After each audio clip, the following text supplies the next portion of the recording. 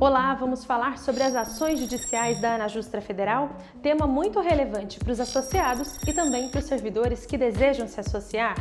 A entidade tem vitórias históricas no campo judicial que trouxe vários benefícios para a categoria e até mesmo para outras carreiras do Poder Judiciário.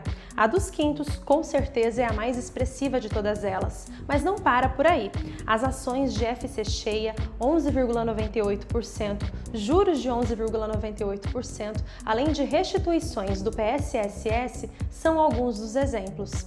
Nesta série de entrevistas com os advogados do escritório Ibanez Advocacia, que representa as demandas jurídicas da ANAJUSTRA Federal, iremos tratar sobre a mais recente das ações, que trata da Lei 13.317 de 2016, além de outros pleitos importantes que estão em andamento, como o dos quintos, rendimentos recebidos acumuladamente de quintos e da opção pelo artigo 193, que se destina a servidores aposentados ou em vias de se aposentar. Você confere agora a primeira entrevista desta série com a advogada Isadora Menezes, que irá falar sobre o pleito mais recente referente ao marco temporal da Lei 13.317 de 2016. Confira a entrevista na íntegra. Doutora, a ANAJUSTRA Federal acabou de lançar essa nova ação referente à Lei 13.317 de 2016, acreditando que é uma decisão favorável por conta dos precedentes anteriores. A senhora poderia explicar para a gente essa tese do processo e quais são os benefícios dele? A ação sobre a Lei 13.317, que será em breve ajuizada pela ANAJUSTRA, objetiva, em suma, coibir os efeitos financeiros decorrentes da retirada prematura de parcela denominada VPI da remuneração dos servidores. Essa parcela foi instituída no ano de 2003, certo? Com vistas a atender ao comando constitucional de revisão geral anual. E ela vinha assim sendo paga desde 2003. Até que no ano de 2016 foi promulgada a Lei 13.317, que previu um reajuste a ser concedido à remuneração das carreiras de todos os servidores do Poder Judiciário da União.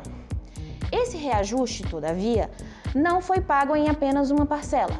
Decidiu-se, por opção legislativa, que seria mais interessante que esse reajuste fosse pago em 8 parcelas.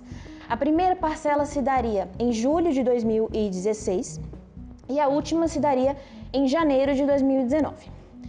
Sabendo que os servidores acumulariam o reajuste da Lei de 2016 e a VPI de 2003, a Lei de 2016 previu, no seu artigo 6º, que a VPI lá de 2003 seria absorvida por esse reajuste. Então, qual deveria ter sido o procedimento de absorção?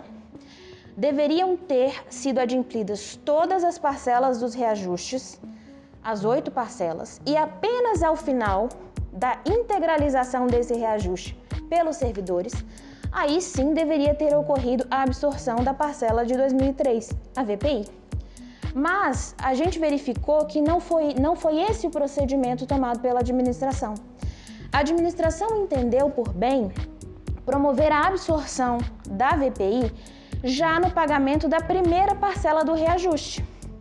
Então, a ação que vai ser ajuizada objetiva discutir o timing da absorção. Nós entendemos que essa absorção foi prematura, tendo em vista que deveria ter ocorrido apenas em janeiro de 2019.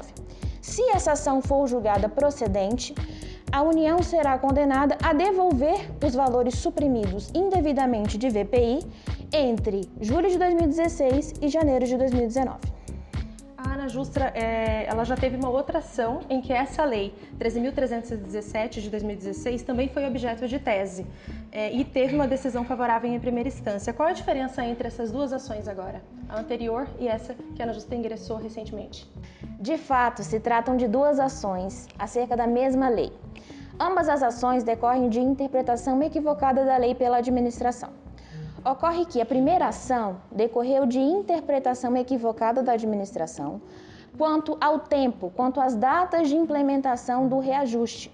A lei é muito clara ao trazer um cronograma específico que dispõe sobre as datas nas quais as parcelas deverão ser implementadas. A administração, todavia, mediante ato administrativo, decidiu dispor diferentemente da lei, pagando a primeira parcela conforme regramento próprio. Em razão disso, ajuizamos a ação pedindo que a administração cumpra o cronograma legal, que a administração não disponha livremente sobre a data de concessão desses reajustes, já que ela não tem espaço para isso conforme a lei. Já essa segunda ação, ela não trata do reajuste propriamente dito. Ela trata de um acessório do reajuste, ou seja, de uma consequência do reajuste, que seria a absorção da VPI, certo? A gente entende, por meio dessa tese, que essa absorção deveria ter se dado apenas quando integralizado a totalidade do reajuste, certo? Ou seja, quando pagas as 8 parcelas. Basicamente, é possível entender o seguinte: a primeira ação, ela foi ajuizada em razão de uma demora da administração em cumprir a lei. Já a segunda ação foi ajuizada em razão da pressa da administração em cumprir uma determinação legal, qual seja a supressão de uma vantagem. Certo. E no caso desta ação, a mais recente, e considerando a abertura da ANAJUSTRA Federal, e do quadro associativo desde o ano passado, ela é válida para todos os servidores do Poder Judiciário da União, então Justiça do Trabalho, Eleitoral, Militar, para os tribunais e conselhos superiores? Sim, de fato. A Lei 3.317 trata de reajuste de remuneração das carreiras do Poder Judiciário da União.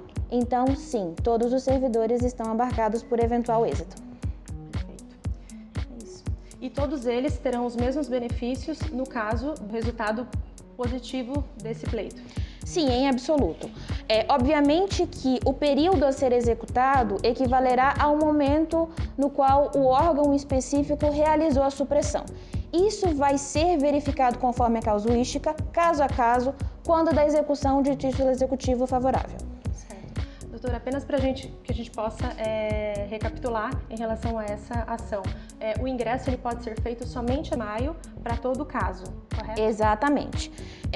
No site da ANAJUSTRA consta um link com informações e link para quem deseja aderir nominalmente à ação. Uhum. Tem necessidade do servidor reunir algum documento, fazer algum envio físico de algum material ou não? Apenas a adesão? Não, no momento não. Eventual necessidade de documentação comprobatória vai ser solicitada quando do momento da execução. Perfeito. Obrigada pelos esclarecimentos a respeito dessa nova ação e é isso. Por nada, muito obrigada. Você conferiu a nossa conversa com a advogada Isadora Menezes sobre a ação mais recente da ANAJUSTRA Federal, que fala do marco temporal da Lei 13.317 de 2016. Para fazer o seu ingresso, é só acessar anajustrafederal.org.br, fazer o seu login na área restrita e efetuar o seu ingresso. Na próxima entrevista da nossa série sobre as ações jurídicas da entidade, nós iremos falar com o advogado Marlúcio Lustosa Bonfim sobre a ação de quintos. Não perca!